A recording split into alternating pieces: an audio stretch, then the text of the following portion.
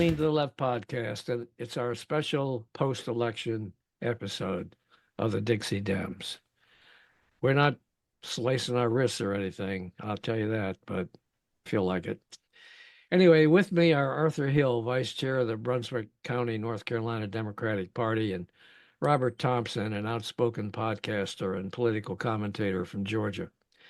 I live in South Carolina, and besides hosting this podcast, I'm the founder of the leantotheleft.net blog site.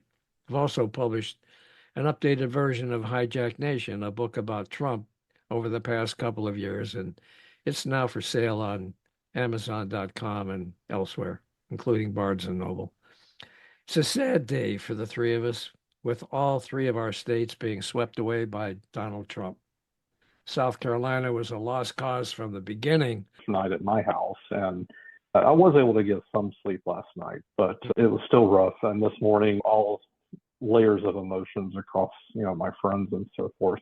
I told you guys, I feel about the most emotionally strong amongst my friends at the moment, for better, for worse. We went out for lunch. We picked up a friend on the way just to get out of the house. But somehow we have got to bridge the messaging gap of voters afraid to elect Black women. If you go back and look at the results of Kemp, the Georgia Republican governor, against Stacey Abrams, 50.2% to 48.8%. And then you look at Trump versus Kamala Harris, 50.8% to 48.5% here in Georgia.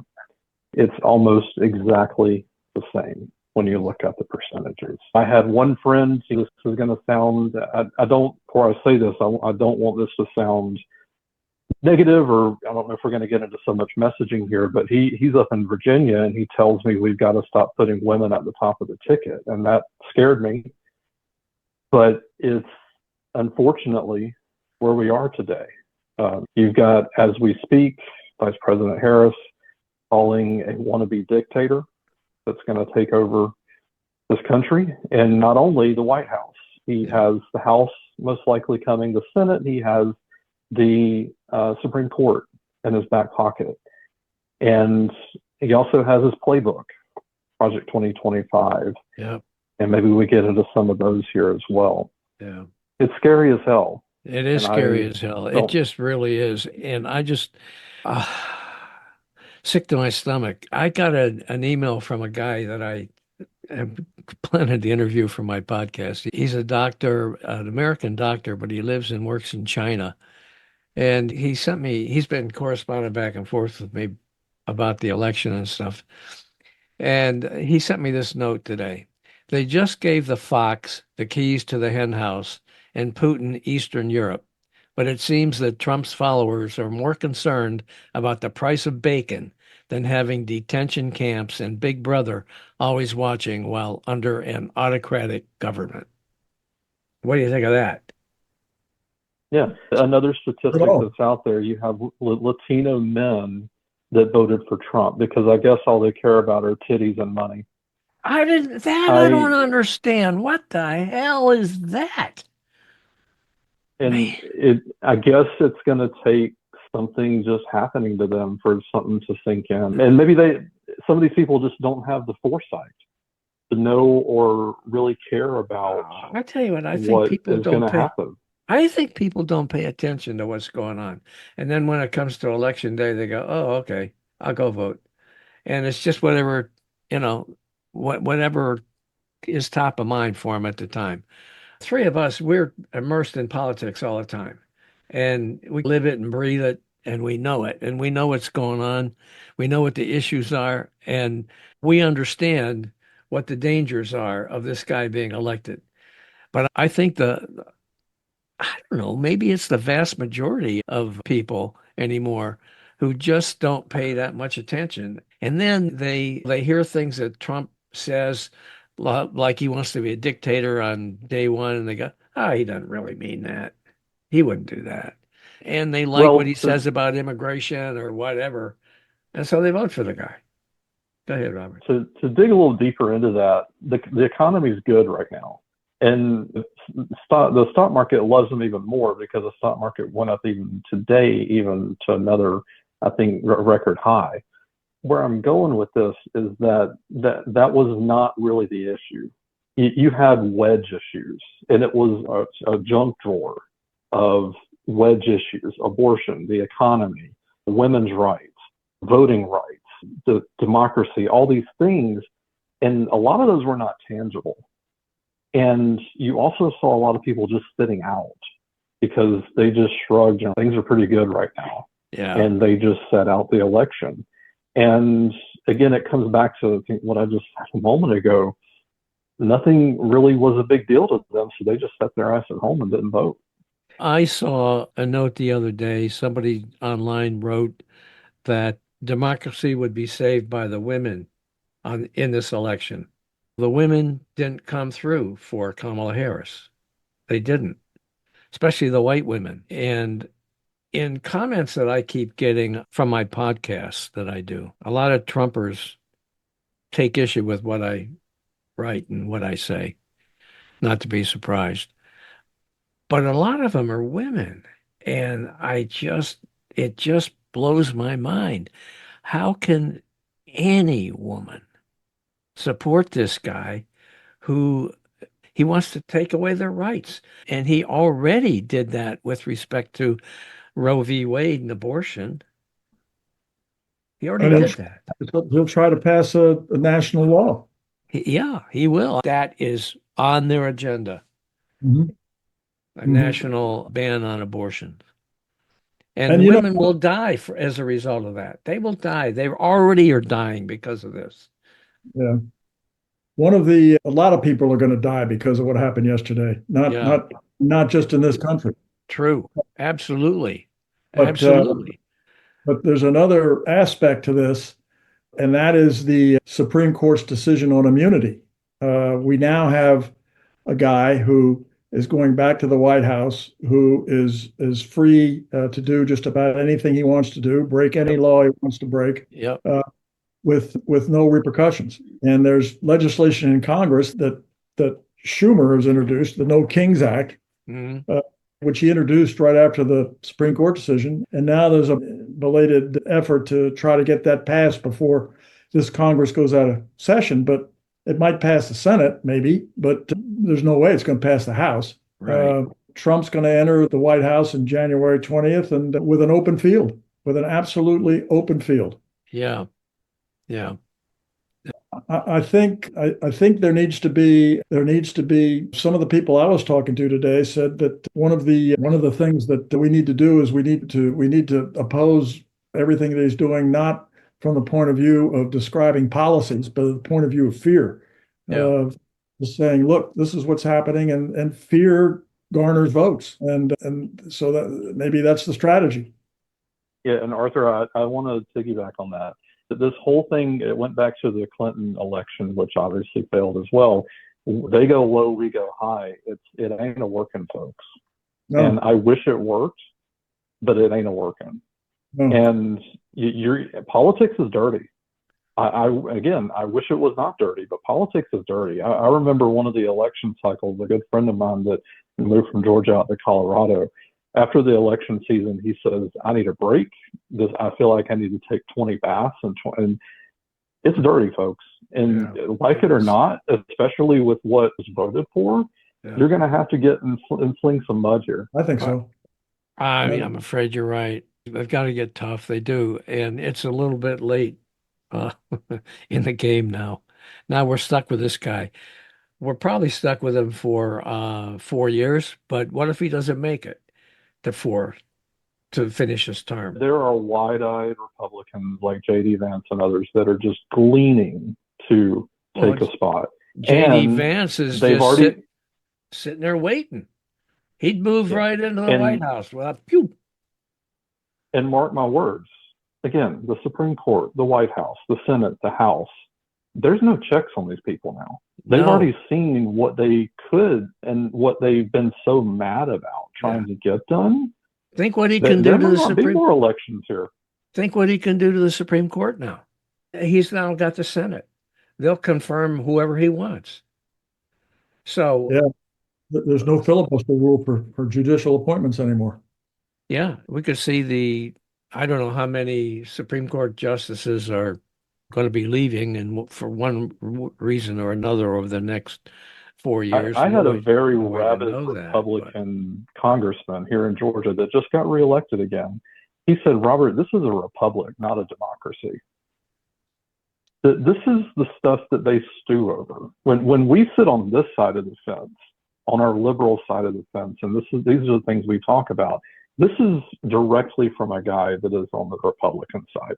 He's a chief of staff. He is a strategist on that side. He said, Robert, this is a republic. This is not a democracy. If you don't like it, this is how it's going to be. They don't give a shit. they don't give a shit. They don't. And what about the people that he'll be putting into power in his cabinet and in top positions? He wants to get rid of Project 2025, calls for getting rid of top career appointees in the federal government and replacing them with Trump loyalists. So what does that mean? Can you imagine the anti-vaxxer Robert F. Kennedy Jr. Being in charge of health policy? And this is not something new. This same Republican that's going back to D.C. for another 2 years, Yeah. this whole firing supposedly unfireable federal bureaucrats, these are the ones that are going to deny SSI benefits and Medicare. They may say at the surface, oh, we're not going to cut Social Security and Medicare, Yeah. but then they go under this covers. And then, of course, oh, your request is submitted, but you may not get a response for years because that whole department doesn't exist anymore. Yeah. Wake up. This is what's going to happen, folks. Yeah, absolutely. Speaking of political appointments, just in a lighter vein here, I hear he's gonna hire Herschel Walker because he needs somebody to carry the football. But Yeah, I heard there was something serious about the Herschel Walker thing. He was going to put him in there to do something. I can't remember what it was. Yeah, Something to do with law and enforcement. that came full circle because in Gwinnett County, literally can look out my window in Gwinnett County, Georgia, Yeah. that there was a black Republican, Mike Baker, who just happens to be a name of a friend of mine, which made it even more comical, that he ran unsuccessfully. He did not win as the Republican sheriff of Gwinnett County. And I was joking with my friend that maybe Herschel Walker, because my friend is a huge Georgia fan. Yeah. The other irony here was that maybe Herschel Walker had an extra badge for him. Hey. Oh, man. That's funny. All right. Let me give you a little bit about North Carolina. How's that? Yeah, let's do that. Tell me about it. Because aside from what happened on election day, turns out that North Carolina is still decidedly a purple state. The Trump won here, 51 to 47 plus percent. But we elected a Democratic governor. We defeated Mark Robinson, the porn star from years ago. We have several seats on the Council of State, which is North Carolina's answer to a cabinet, but they're all elected positions, and people like the Attorney General and the Secretary of Labor and things like that. And we won a bunch of those seats, including the Attorney General and the Lieutenant Governor. So we've made some progress there. Most significantly, the General Assembly is still heavily Republican. However, it is not a supermajority anymore. There are enough Democrats elected to the General Assembly so that they can support the governor if he vetoes a bill. So that's probably the most significant thing that happened in state yesterday or on election day. And we're all pretty pleased about that in southeastern North Carolina. You should be. So you didn't get wiped out like we did in South Carolina, which is good. No. Yeah. That's good. I'm glad. Well, I think we now know why the guy in North Carolina lost, because Project 2025 is going to outlaw pornography. Yeah. So we know that was the other reason why he lost to North Carolina. Oh man. I think he's going to take up a job as a lobbyist firm. Yep. What did you think about all these fake bomb threats that Russia supposedly was behind? Do you think they had any bearing on the election in any way? I really don't think so. Here in DeKalb, they kept the live wait times, and so I was curious. I went out there a couple of times, and I never saw the wait times yesterday here in DeKalb more than 5 or 10 minutes. It was concerning, of course, and I think it was just more of a PR fiasco that was manufactured. But Putin is very happy today. He's I saw getting that. exactly what he wants. He did. He got what he wants. And that's to Arthur's point about not just people dying, not just in the United States as a result of this election, because I think we can be assured that Putin will be moving on beyond Ukraine to other countries over there to try to expand his empire. Right? It'll be interesting. What if he attacks a NATO country? We know what NATO will do, but what will the United States do? Yeah. Didn't Well, Trump say he wanted to get out of Israel. NATO last time around?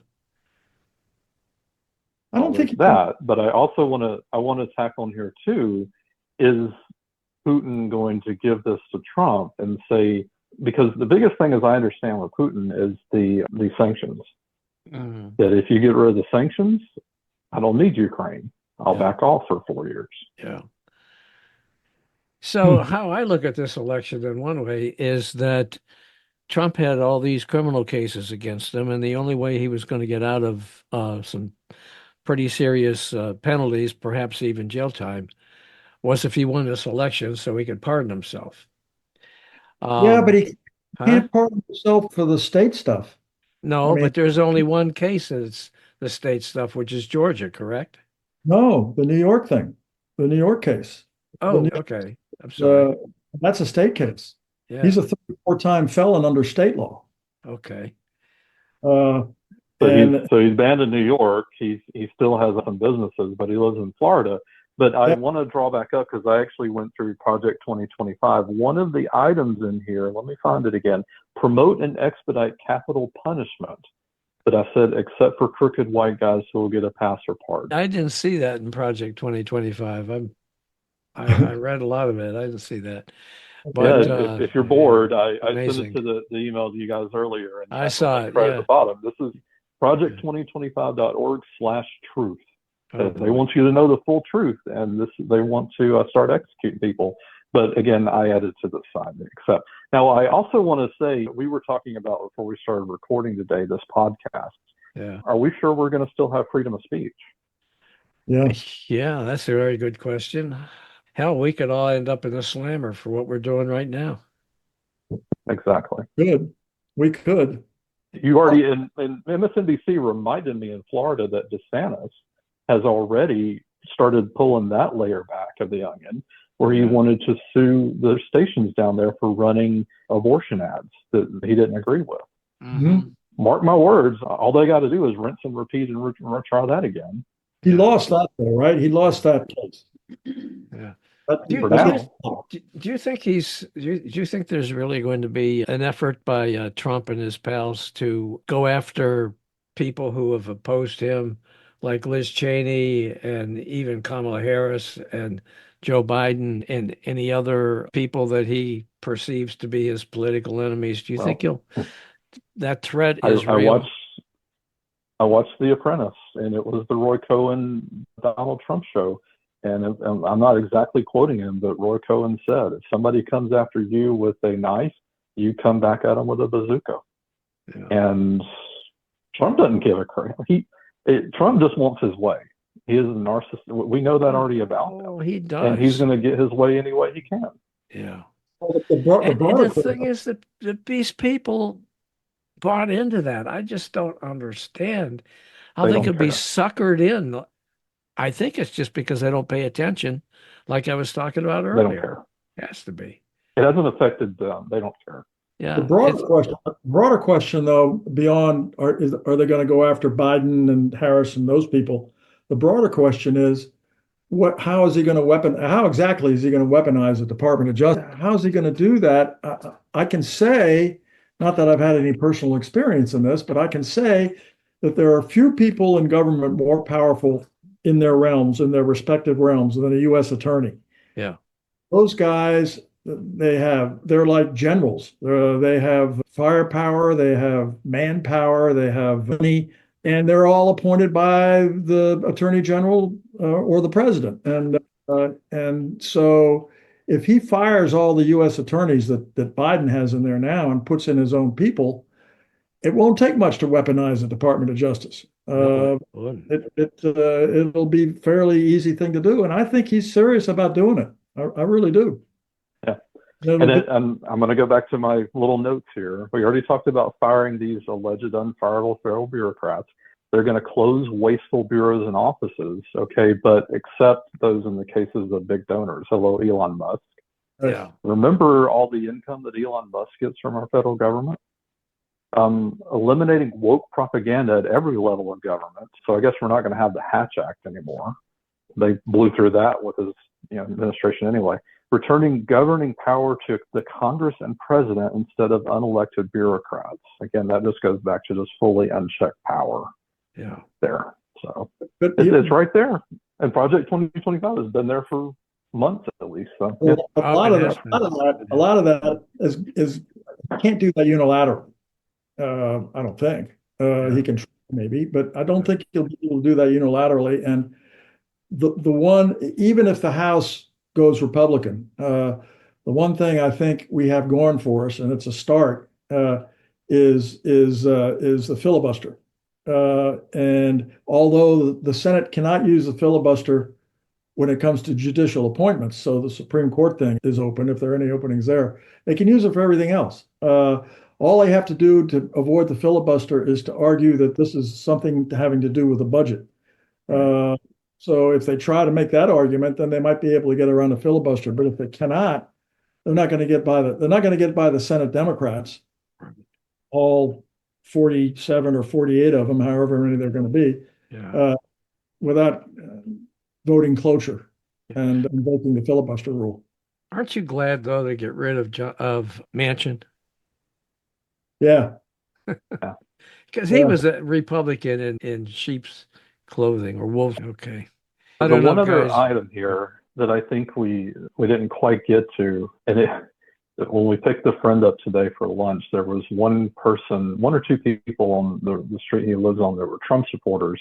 And it was quite ironic that this Trump supporter hired Latino men to come and cut down and clear a tree out of his yard. I'll just leave that there. But this whole arresting, detaining, removing immigration violators, where are the white people to take these jobs? And I'm going to put a little caveat on this. Where are the white people that are motivated to do these hard jobs, number one? And number two, do they know what the hell they're going to be doing? My mom in North Georgia had to rebuild a house on the backs of these lazy ass white people up there that had rather go fishing. Good luck. If you're going to get rid of all these people, who's going to pick the crops? Yeah, I've been saying for months that in Maryland, where I'm from, on the Eastern Shore, the big industry there is hard-shell crabs. And the people that pick those crabs are Latinos, immigrants. They one time tried to hire white people to do that, and it was a disaster, and it didn't work out. And what are they going to do? Oh, and that's Trump country where the crab stuff is from. So they voted against and exactly. they did this and you know what's time. going to happen. What's going to happen? It's going to be just like the migrant worker thing that comes up every year or two here in Georgia. Yeah. These people come in, they work for almost slave wages, they go back to their country, and it's just going to be the same thing under a different form. Yeah. So congratulations, Republicans. You're just going to have the same damn thing. It's just going to be called something different. Yeah, I think they're going to have every farmer in the West raising hell because he's not going to be able to hire anybody to harvest his crops. There's another And on point. top of that, we're going to have a national sales tax too. Can you wait? Right. How about these contractors, these big corporate contractors, like the company that built our home here in Myrtle Beach, Horton, it's called. They're all over the damn place. And most of the people that do the work on their houses are Hispanics, Latinos, people who are immigrants. They don't even speak English. I hired some of them to do something for me on my patio, and the price was right and the work was outstanding. But those people all get shipped back to wherever they came from by Trump. What are these contractors going to do? and they're all frickin' Republicans. Yeah. I don't understand. Yeah, good luck, because Yeah, Every that's what they voted for. Good luck, guys. yeah. Yeah. Well, I think, isn't it? Is it possible that this the deporting immigrant issue is going to be the Great Wall of Mexico for Trump's second term? are you I don't saying that, in other words, that it's just a smokescreen, that he's not really serious about it, think it's going to and that happen. he did it for political purposes for the campaign? How are you going to do it? I read an article about how many people they have to hire, how many camps they have to build, how many billions of dollars it's going to cost, Yeah, and the havoc it's going to create when you go into a community and you yeah. start pulling people out of their homes by their hair and throwing them in these prisons and awaiting deportation. It's not a good image. No, But you're going to see a lot of that, and there's going to be a lot of outrage about that. for sure. Yep. Absolutely. I think it's the second wall issue. You could be right. It could be right. You know what Thomas Jefferson said? He said, the government you elect is the government you deserve. And that's what these people are going to get, right? Yep. It is. This is what they voted for. Yep. Or, again, those folks that did not vote this time, don't be bitching at me because you didn't vote about it. So. Yeah, that's for sure. I had an editor one time, years and years ago. I was working for the Greensburg Tribune Review in Greensburg, Pennsylvania, Westmoreland County, which used to be Democratic, now it's Republican. Anyway, that editor used to say, if you don't, his editorial on election day always was this: if you didn't vote, don't complain. That was his entire editorial. And that's the truth. If you didn't vote, you don't have a right to complain. It's your problem, in my opinion. Allegedly, now we have a website or two to check that, which will be very interesting with these upcoming conversations on social media sometimes if somebody is griping. According to this website, you didn't vote, buddy. So, Yeah. It's easy to find out. It's easy to find out. Yeah, it is. The data's there and it's all public. They can tell you, they can't tell you who you voted for, but they can sure tell you just about everything else about your voting patterns. Okay, I want to take a minute. Do you guys have anything else before I do this? That's Nope. plenty for today. My blood pressure is not worth it. All right, good. I just want to take a minute to put in a pitch for my book, Hijack Nation, Donald Trump's Attack on America's Greatness, which is the sequel to what we did in 2020. Some people might say, well, the election's over. What good's that book? I'll tell you what good it is.